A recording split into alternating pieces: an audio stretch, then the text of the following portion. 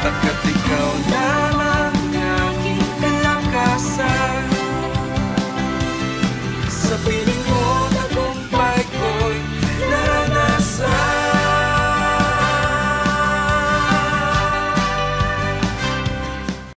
Magandang araw pong muli sa inyong lahat at welcome po sa araw-araw na pagpapala. Muli ay magbubulay-bulay tayo ng salita ng Diyos at muli ay magbubukas ng pagkakataon upang makatanggap tayong muli sa Panginoon. Tayo po ay manalangin. Ama, salamat po sa araw na ito na kami po ay makakarinig muli ng salita mula sa iyo. Ikaw po ang makipag-usap, kausapin ng bawat isa sa amin. Salamat po sa pangalan ni Jesus. Amen. Amen. Magandang araw pong muli sa inyong lahat at salamat po sa patuloy na pagtunghay ng araw-araw na pagpapala. Dalangin ko po na ito po ay malaking kapakinabangan sa atin, na tuwing nakakarinig tayo ay nagiging kalakasan natin ito. Ito po ay tumutulong para maging maging healthy tayo spiritually. Gusto ko lang po i-share sa inyo, it's been siguro 2 months, although hindi every day akong naglalakad, and 25th day ko po today. So, sa akin pong paglalakad ay meron po akong laging nadadaanan na kasi mula sa amin, paahon na yon. Pero yung paahon na yon ay sandali ko lang, siguro mga ilang days lang na nalakaran ko, na kinaya ko na kaagad. Pero meron po akong dinadaanan na kapag doon ako dumadaan, paangat din po yun, shorter than the first na dadaanan ko. Pero pag dadaan ako doon, lagi akong hingal na parang hinahabol ko yung hininga ko na parang ganon.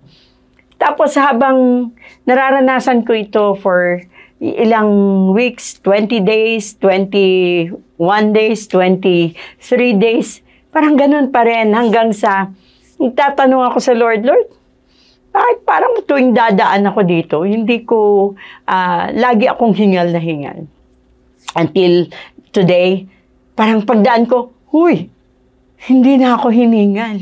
And isang bagay po ang naging realization ko sa bagay na yon, na meron po talaga tayong mga dinadaanan sa buhay. It's a maaaring regular na nangyayari or talagang dapat na daanan natin. Halimbawa lamang po ay yung mga gastusin sa bahay, yung bayarin ng bills, regular yan di ba? Or yung lean season ng negosyo, meron silang tinatawag na ghost month or season na mahina daw ang negosyo, or mahina ang kita. Or meron tayong regular na namimit na tao na tuwing makikita mo siya, parang wala na siyang ginawa sa buhay mo kundi i-provoke ka. Di ba? So, these are the regular thing. Na tuwing mapagdadaanan natin, kumusta tayo? Ano ang experience natin pag nadadaanan natin ito? Yung mga negosyante, pag lean season ng kumusta tayo? Anong reaction natin? Ano ang ginagawa natin? So, ganun din kapag ito yung tao na to, na kapag nakita mo, iiwasan mo ba? May mga bagay na hindi mo pwedeng iwasan Yun at yun ang ruta na dadaanan mo. Sila at sila yung makakaharap mo. Pero ang mahalaga, ano ang response natin? Ano ang learning natin sa tuwing madadaan tayo doon? Sa tuwing dadaan tayo sa lean season ng negosyo? Sa tuwing dadaan tayo sa panahon ng bills, bayaran na naman ng bills, bayaran na naman ng enrollment fees, yung tuition fees, or eto na naman tong taong to, pwede ko bang iwasan na lang muna? Ayoko makita. Kaya lang, kailangan katrabaho mo siguro, or kapitbahay mo siguro, or nandyan lang sa paligid mo na regular na magkikita kayo. So, paano tayo nagre-react sa mga ganito? Yung uphill, yung paakyat ka eh. Ganun ako eh. Paakyat yung lugar na yun eh. Na tuwing dadaan ako, talagang hihingalin ako. Hanggang sa dumating yung punto na eto na ako. Inaabangan ko siya at nung inaabangan ko siya, eto na, ganito ang gagawin ko. Medyo bobuelo ako. Yung facing ko, inaaral ko kung paano ako hindi parang hirap na hindi na makaahon. Kasi regular nating dinadaanan. Yung mga bagay na yun. Regular nating dadaanan. May mga sitwasyon na recurrent, yun at yun ang nangyayari. And then, anong gagawin natin? Napakahalaga po na tayo, alam natin ang response natin or alam natin ang gagawin natin sa mga bagay na ito. Sabi po ng 1 Corinthians 10:13, familiar po kayo sa verse na ito. Sabi po dito, the temptation in your life are no different from what others experience. So lahat daw po, maraming nakaka-experience ng nararanasan natin. And God is faithful. He will not allow the temptation to be more than you can stand. So, hindi daw po niya ihahayaan na yung temptation na dadaanan natin ay hindi natin kakayanin. When you are tempted, He will show you a way out so that you can endure. So, ang napakabuti naman ng Panginoon na tuwing dadaan tayo, napansin ba ninyo? Napansin nyo ba na tuwing dadaan kayo or taon-taon dinadaanan nyo or every month dinadaanan natin itong mga sitwasyon na ito? And yet, God is so faithful na itinatawid tayo. Yes, God is so faithful na itinatawid tayo. At ang maganda rito, yung huling sinabi dito, and when you are tempted, at kung eto na, matetempt ka na, He will show you a way out so that you can endure. So, pag tayo ay dumadaan dun sa uphill ng buhay natin, eto na naman, paakyat na naman ako, mahirap na naman, hihingalin na naman ako, masusubok na naman ang patience ko, masusubok na naman ng, eto na naman, mararanasan ko na naman ng pagkasaid, o eto na naman. Paano natin nire-ready ang sarili natin? Paano natin nire-ready? Dahil alam mong dadaanan mo eh. Paano mo nire-ready? Mabuti ang Diyos dahil hindi daw niya tayo pababayaang mahulog dun sa temptation na yun. He will help us na bibigyan niya tayo ng way of escape. Sabi po ng 2 Corinthians chapter 12 verse 9. At nakita ko dito, sabi niya dito, each time he said, my grace is all you need. My power works best in weakness. So, yung grace ng Panginoon, ang nakita ko dito, that the grace of God will sustain us. Yun yung tutulungan niya tayo, bibigyan niya tayo ng way of escape. Yung grace ng Lord, ang ibibigay niya sa atin sa panahon na hindi na natin kaya.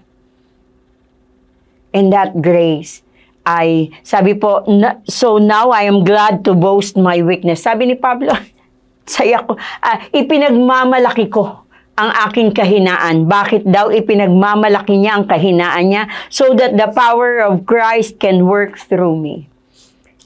That every time, yes, pa-uphill na tayo, ito na naman yung aakyatin natin na sitwasyon ng buhay natin. Tandaan natin, yung grace ng Panginoon, yun yung magtutulak sa atin para makarating tayo sa taas.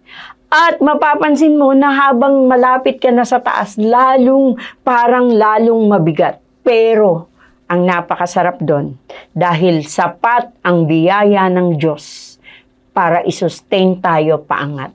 Sapat ang biyaya ng Diyos para bitbitin tayo hanggang sa makatawid tayo.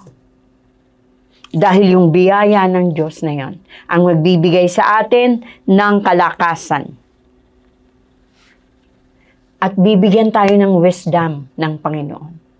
That eventually, we will be able to, nakapag dumaan ka dyan, bayaran na naman. ang Diyos, hindi tayo pababayaan. Alam na natin, hindi ka na kakabahan, hindi ka na matatakot, kasi alam mo na eh. Alam mo na ang Diyos ay sasagot o tutugon, isusustain ka, bibigyan ka ng pangangailangan mo. Ihahanda tayo sa mga sitwasyong pag nandun na tayo. Yes, our God, yung grace ng Panginoon ay sapat kapag naroroon tayo sa kalagitnaan ng kahinaan natin, sa kalagitnaan na lumalakad tayo sa mga temptasyon. Nandun ang grace ng Lord that will sustain us. Ang mahalaga lang, we have to admit, Lord, hindi ko kaya to. Yun lang, Lord, di ko kaya to. Sabi ni Pablo, he will boast in his weakness. Kasi alam niya na habang ina-acknowledge niya ang kahinaan niya, nandyan ang grace ng Lord para isustain siya paakyat, patungo dun sa taas. Hanggang sa marating niya yung destination niya. Yes, it's the grace of God that will sustain us. And with the grace of God, kasama niya ng favor, kasama niya ng provision, kasama niya ng strength, ang healing, everything that we need, enough for the dala-dala ng grace ng Panginoon. Because the grace of God is Jesus Himself. Amen? So, patuloy lang po tayo that meron man tayong regular na ruta na nadadaanan. Yes, dadaan ka lang dyan. Hindi yan ang permanenteng sitwasyon natin. Amen. Sige po, manalangin tayo. Salamat, Panginoon. Ang grace mo, ang patuloy na mag-uphold sa amin sa panahon na hindi na namin kaya. Ang grace mo, ang patuloy na kalakasan namin sa panahon, Panginoon, na kami po ay nasusubok. At salamat, Panginoon, that your grace is enough, Lord, for us na malampasan ang lahat ng sitwasyon. Lord, maging yung mga bagay na paulit-ulit na nangyayari. Alam namin, Panginoon, one day, malalampasan namin. Season lang ng buhay ang mga ito at hindi ito ang permanenteng sitwasyon namin. Final destination. This is not our final destination. Father, we thank you. Binibless ko po ang lahat ng nakikinig ngayon. Binibless ko po ang lahat ng nakatunghay ngayon. Ang buo nilang pamilya. Nagdedeklara po ako ng kagalakan, ng kapayapaan sa bawat tahanan. Father, we bless you and we thank you. In Jesus' name. Amen. Amen. Magkita-kita po tayong muli sa araw-araw na pagpapala. God bless you po.